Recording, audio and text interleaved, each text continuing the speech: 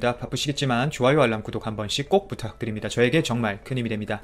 자, 오늘의 주제, 일본이 한국 버리고 중국을 선택해 미국이 현재 엄청 열받은 상황. 50원 때문에 한국, 미국, 중국, 러시아, 일본 동시에 세대버린 이유, 일본 반응, 아베 좋아서 어쩔 줄 모를 듯, 이런 주제로 여러분들과 한번 이야기를 나누어 보도록 하겠습니다. 지하철 요금 약 30페소, 우리나라 돈으로 50원 인상으로 촉발된 칠레 시위 사태가 결국 개막을 17일 앞둔 대형 국제회의 개최 취소로까지 이어졌습니다. 아베가 굉장히 좋아할 수도 있는 상황인데요. 이렇게 되면 칠레 입장에선 또 정말 세계적 망신이 아닐 수 없을 것 같습니다. 뿐만 아니라 우리나라가 예상하던 일정에도 차질이 생겨버렸습니다. 실제 청와대는 다음 달 칠레에서 열릴 예정이었던 아시아 태평양 경제협력체, 즉 APEC 정상회의가 전격 취소된 것과 관련 취소 소식을 들었고 앞으로의 상황을 지켜봐야 할 것 같다라는 입장을 31일 오늘 오전 밝혔는데요. 실제 고민정 청와대 대변인은 이날 기자들에게 문자를 보내 이같이 전했습니다. 또한 도널드 트럼프 미국 대통령, 그리고 시진핑 중국 국가주석, 아베 신조 일본 총리, 블라디미르 푸틴 러시아 대통령 등 4강 정상들이 일제히 참석하기로 한 이번 APEC 정상회의를 교착이 장기화하는 한반도 평화 프로세스의 불씨를 되살리는 계기로 삼겠다던 문 대통령의 계획도 일정 부분 차질을 빚을 것으로 우려가 제기되고 있는데요. 청와대는 지난 28일 문재인 대통령이 내달 13일부터 19일 3박 7일간 일정으로 이 APEC 정상회의 참석차 칠레 산티아고를 방문하고 멕시코를 공식 방문한다고 발표했습니다. 결국 이 APEC 정상회의 취소에 따라 문 대통령의 이번 중남미 순방 일정은 차질이 불가피해져 버린 것입니다. 이 APEC에서 한일 정상회담을 기대한다던 문재인 대통령이 이낙연 총리를 통해 전한 친서 요청과는 다르게 흘러가서 일본은 오히려 더욱 좋아할 수도 있는 상황입니다. 실제로 우리가 한일 정상회담을 요청하고 있지만 일본은 이에 응하지 않고 있는데요. 오히려 일본 입장에서는 본인들의 감정을 통한 거절보단 이번 칠레 사태의 이유로 마치 자연스럽게 회담을 할 수 없었던 것처럼 스토리를 끌고 갈 수 있기 때문이죠. 하지만 우리는 사실을 알고 있죠. 일본은 이미 한일 정상회담을 우리나라의 요청에도 불구하고 사실상 거부하고 쳐낸 상태입니다. 30일 요미우리 신문 보도에 따르면 아베 총리는 24일 이낙연 한국 국무총리와의 회담에서 조기 정상회담을 권하는 이 문 대통령의 친서를 전달받았으나 제대로 쳐다도 보지도 않고 일본 정부는 또 징용 피해자에게 배상을 명령한 한국 대법원의 판결에 대한 자신들의 요구를 한국 측이 수용하는지 당분간 더 지켜볼 필요가 있다고 발표할 정도로 입장을 계속 전달하고 있는데요. 현재 이것도 지금 문제가 되고 있어요. 미국 측에서는 지속적으로 이 한일 관계에 대해서 중립하고 있는 자세이긴 하지만 최근 들어 다시 지소미아와 관련된 이슈를 공식화하면서 한국과 일본 모두에게 도움이 되는 협력이니 너희 다시 한번 생각을 하라는 어투로 미국 언론 매체를 통해 발표하고 있는데요. 그런데 이 와중에 일본의 태도가 문제가 되고 있는 것이죠. 한일 정상회담은 일본 언론을 통해 사실상 거부한 상태인데 이 중국과 일본의 정상회담, 즉 중일회담은 적극적으로 추진을 하고 있는 것입니다. 지금 시진핑 일본으로 어떻게 오게 하려고 지금 난리를 피고 있죠. 특히 또 최근 미국 전략 자산 폭격기가 동해상으로 날아온 것을 보았을 때 특히 러시아, 중국, 북한 등 최근 카디즈 무단 침입 등을 통해 도발을 하고 있는 상황에서 미국이 경고성 메시지를 보내고 있는데도 불구하고 현재 이런 상황에서 일본은 앞뒤 안 가리고 중국과의 정상회담에 미쳐있는 상황입니다. 결국 이런 모습을 봤을 때 현재 일본은 중국이 부국이라고 생각을 하고 고개를 숙이고 있는 것으로 판단이 되는데요. 특히 한일 관계 악화에 따른 모든 경제적 손해, 그 중에서도 관광산업과 관련해서 중국인들을 끌어모으려는 일본의 필사적인 움직임을 봤을 때 중국과의 교류를 놓칠 수 없는 상황이기 때문입니다. 그리고 이런 모습은 당연히 미국에게 껄끄러울 수밖에 없는데요. 미국이 중일관계 개선에 따른 일본에 대한 입장을 과연 어떤 방향으로 바꿀지 우리는 분명 지켜봐야 합니다.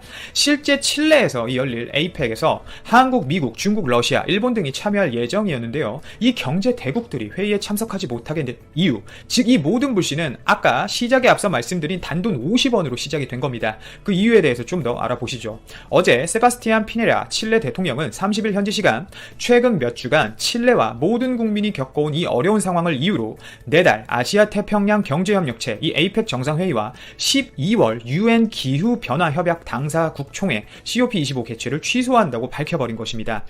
이렇게 되면 한일 관계에 있어서 에이펙을 예상하던 전문가들은 한일 관계가 사실상 최소 내년까지 추가적인 진전이 없을 것으로 보고 있는데요. 물론 칠레의 현 상황이 이해는 갑니다. 이어지는 혼란으로 국제회의의 정상적인 개최가 쉽지 않은 데다가 국제회의 개최보다 집안 문제 해결이 우선이라는 판단 때문이겠죠. 사실 이 대형 국제회의 개최를 이렇게 임박해서 취소하는 것은 흔치 않은 일이고 칠레 정부도 분명 며칠 전까지만 해도 국제회의 개최는 문제 없다, 전혀 문제 없다고 자신해 왔기 때문에 많은 이들을 놀라게 한 결정입니다. 칠레는 사실 이 경제협력개발기구 OECD 회원국으로 중남미에서 가장 안정적인 국가로 자부해온 칠레 정부로서는 대외 이미지 등에서 큰 타격이 아닐 수 없는 상황인데요. 시위의 발단은 다름 아닌 지난 6일 수도 산티아고의 지하철 요금 인상이었습니다. 정부는 유가 상승과 페소화 가치 하락 등을 이유로 지하철 요금을 출퇴근 피크타임 기준 800페소, 약 우리나라 돈으로 1,280원에서 830페소, 30페소 올린 거예요. 우리나라 돈으로 50원 올린 겁니다. 인상을 한 건데 50원 인상은 말 그대로 시위대의 도화선이 되어버린 것입니다. 실제 칠레의 경우는 잦은 공공요금 인상과 높은 생활물가로 누적된 불만은 지하철 요금 인상으로 폭발해버린 것이고 칠레 사회의 극심한 빈부격차와 양극화를 향한 분노로 번져버린 것이죠. 실제 이런 와중에 또 일본이 미국 눈에 거슬리는 행동을 하고 있어 현재 세계가 주목을 하고 있는 겁니다. 실제로 칠레의 소득 불균형은 OECD 회원국 중 최고 수준입니다.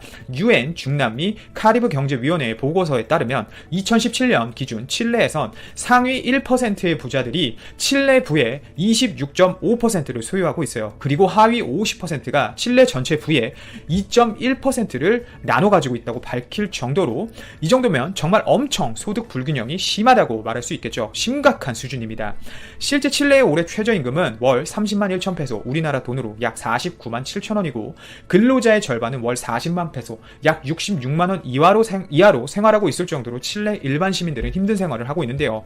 일례로 하나 비교를 해보자면 실제로 따져보면 우리나라 최저임금과 비교해 봤을 때 칠레의 경우는 소득은 훨씬 낮은데 지하철 요금은 서울보다 훨씬 비싼 것입니다. 또한 부실한 사회 안전망도 빈부격차 확대에 기여를 했는데요. 1973년부터 90년까지 아우구스토 피노체트 군부 독재 시절부터 시행된 공공서비스 민영화로 연금은 턱없이 낮고 의료비나 전기, 수도요금 등은 너무 비싸져 버린 것이죠. 뿐만 아니라 낮은 소득 수준 대비 교육비 부담 역시 너무 높아 교육이 계층 이동의 사다리 역할도 하지 못하고 있는 것입니다. 결국 일상이 된 불평등에 지쳐있던 칠레인들은 지하철 요금 50원 일상을 알람 삼아 깨어나 버린 것이죠. 개인적으로 굉장히 안타까운 부분은 칠레의 반정부 시위는 이달 초 정부의 지하철 요금 인상으로 촉발된 뒤 점점 격화돼 방화와 약탈까지 발생했는데 이 과정에서 실제 경찰과의 출동 과정에서 이 수백 명이 다치거나 목숨을 잃기도 했습니다. 뿐만 아니라 칠레 시민들의 반정부에 대한 감정이 날이 갈수록 그 감정이 격화되면서 시위대의 행동으로 인해 많은 문제도 분명 발생하고 있는데요. 실제 시위 과정에서 지금까지 목숨을 잃은 사람만 20명 이상이라고 합니다. 미국 또한 이번 회의를 통해 각국 정상회담을 한자리에 만날 수 있을 거라고 기대했던 만큼 또한 특히 미중 정상이 언제 만나 무역협정에 서명할 것이라고 예상이 되었던 이번 자리가 취소된 것만큼 백악관 측에서도 이번 일에 대해서 진상을 알아보겠다라고 입장을 밝혔는데요. 앞으로 칠레를 대체할 이 에이펙 개최지가 빠르게 선정될지는 조금 더 지켜봐야 할 것 같습니다. 칠레 사태가 개인적으로 안타까운데 조속히 좋은 방법을 통해 정부와 시민들이 서로 투기 기술을 만만히 받다가 당황스러워하는 소식입니다. 처음 우리나라가 만든 항공기는 웅비라는 프로펠러 추진 연습기였습니다. 그러나 여기에는 많은 전자장비가 장착되어 T-50 개발에 큰 도움이 되었습니다. T-50은 미국의 로키드 마틴의 도움으로 만들어졌습니다. T-50은 처음부터 공격기도 겸할 수 있게끔 설계되었기 때문에 FA-50이라는 전투기로 발전할 수 있었습니다. 여기에서 주목해야 할 것은 각종 무장 장착 및 운영에 있어 많은 국산 기술이 적용됐다는 점입니다. 이를 기반으로 우리나라는 4.5세대 전투기인 KF-X 사업을 하려는 것입니다. 우리가 처음 만든 K1 전차는 미국 크라이슬러 회사에 의뢰하여 만들었지만 K1A1 전차에 이르러 대부분을 국산화하고 이를 기반으로 K2라는 세계 정상급 전차를 개발할 수 있었습니다. K1에서 K2로 발전하는 데 걸린 시간은 30년입니다. T-50에서 KF-X로 가는 시간 역시 30년입니다. 우리가 2020년대 KF-X를 완성할 무렵에는 미국은 6세대 전투기를 등장시킬 것입니다. 그러나 KF-X에서 6세대 전투기로 발전하는 데는 이미 4.5세대 전투기를 개발한 경험에 기반을 두고 훨씬 빠른 시일 내에 6세대 전투기를 개발할 수 있을 것입니다. 우리가 반드시 KF-X를 성공시켜야 하는 이유가 여기 있습니다. 한국 4.5세대 스텔스 전투기를 본 일본의 반응은 어떨까요? 이제 최신의 스텔스 전투기 F-35A에 비해 운용 비용이 절반 정도, 일본 F-3는 배 이상 가격이 될 것 같은데 한국의 기술이 부럽다. 값싼 수출용 경전투기나 더 만들면 좋을 텐데 일본 망했네. 라고 하는 한국의 전투기 제작을 불허하는 의견도 있었는가 하면 북한이라면 충분한 스펙이겠지. 제대로 작동한다면 모급이잖아. 모형이라면 혼다도 만들 수 있어. 이런 어중간한 사양의 전투기를 만들어봤자 의미 있음? 절대 무리임, 결단코. 거슬러 올라갈 계보가 될 기체도 없이 갑자기 이런 전투기가 만들어지겠음? 라고 한국의 기술력을 부정하는 의견도 있었습니다. 군 당국은 미국으로부터 기술 이전을 거부당한 KF-X 4대 핵심 기술 장비의 국산화가 가능하다고 최종 판단한 것으로 확인됐습니다. 군 당국과 방위산업계에 따르면 군은 KF-X 4대 핵심 기술 장비에 대한 상세 설계, CDR 단계를 최종 통과하고 시제품 제작 단계로 진입했다고 밝혔습니다. 4대 핵심 기술 장비란 에이사 레이더, IRST, EOTGP, RF 제모 등입니다. 당초 국방부는 지난 2013년 공군 차세대 전투기로 미국 로키드 마틴의 F-35를 선정하는 대가로 이 4대 핵심 기술을 이전받아 KF-X를 개발한다는 계획이었으나 F-35 선정 이후 미국 정부가 4대 핵심 기술의 이전을 거부해 KF-X 개발에 차질이 빚어졌었는데요. 정부는 국내 방위 산업계와 논의 끝에 4대 핵심 기술을 모두 독자 개발하기로 결론 내리고 가용한 모든 자원을 이 분야에 집중 투입해왔습니다. 4대 핵심 기술 장비는 국방부 산하 국방과학연구소 주도로 개발됐으며 에이사 레이더, IRST, EOTGP 등 3개 장비는 하나 시스템이, RF 제머는 LIG 넥스원이 개발해 CDR을 통과했다고 밝혔습니다. KF-X 전투기 개발을 위해서는 기본 설계와 상세 설계 단계를 통과해야 하고 이후에야 본격적인 시제품 제작 단계로 진입할 수 있습니다. CDR 통과란 해당 장비 제작에 대한 모든 이론 및 기술적 능력을 갖춰 실무를 제작할 수 있다는 의미입니다. 방위산업계 관계자는 미국이 기술 이전을 거부한 4대 핵심 기술 장비의 CDR 통과 여부는 따로 발표하지 않았으나 이들 장비들 모두 국내 기술진의 역량으로 CDR을 통과한 게 맞다며 이 사실 자체만으로 국제 항공업계에서 한국의 위상은 과거와 비할 수 없을 정도로 높아졌다고 말했습니다. 국내 업체에 의해 개발된 4대 핵심 기술 장비는